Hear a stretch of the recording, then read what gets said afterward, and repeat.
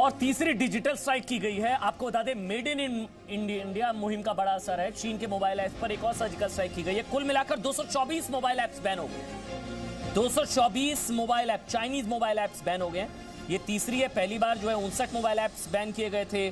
फिर उसके बाद जो है अब जो किए गए वो 118 किए गए हैं। कुल मिलाकर 224 mobile apps, Chinese mobile apps.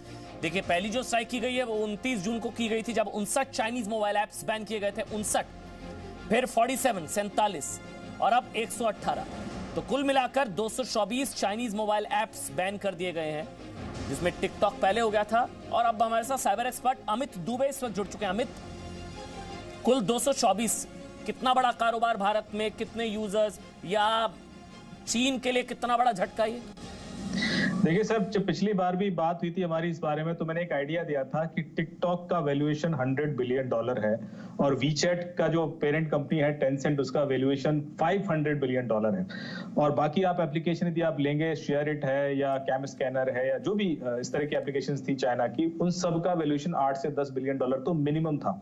आप यदि ऑन एन एवरेज भी लेंगे तो ये सिर्फ टिकटॉक और जो आपका ये वीचैट था, उसका टोटल वैल्यूएशन पाकिस्तान के जीडीपी से भी डबल हो जाता है। तो अभी इन्होंने पबजी ऐप बैन किए है, जो भी बहुत लार्ज वैल्यूएशन की कंपनी है। आई एम श्योर वो $100 बिलियन से ऊपर की कंपनी है। और उसका बैन होना, जिसमें करीब 30 मिलियन यूजर्स इंडिया के थे, आई थिंक ये बहुत बड़ा फाइनेंशियल झटका है और ये डेफिनेटली शॉक देगा चाइना को।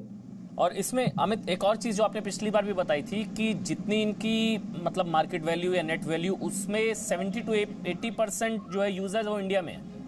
इंडिया में बैन मतलब लगभग खत्म।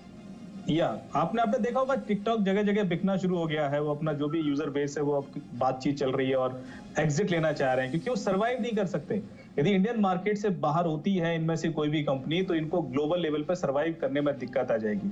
और ये एक बहुत बड़ा इम्पैक्ट है, आई थिंक, जो वैसे किसी युद्ध से नहीं होता, लेकिन एक छोटा सा एक ऐप बैन कर दिया आपने, और जो डेंट पड़ रहा है, इकोनॉमिक डेंट चाइना को इतना ज्यादा है कि उनकी जीडीपी पे भी असर आएगा।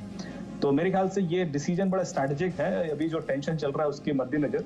और वैसे भी पबजी बैन करने के लिए काफी टाइम से बात चल रही थी। आप गूगल पे सिर्फ ये देखेंगे पबजी क्राइम्स, तो कम से कम 150 ऐसे क्राइम होंगे जो पबजी की वजह से हुए इंडिया के अंदर।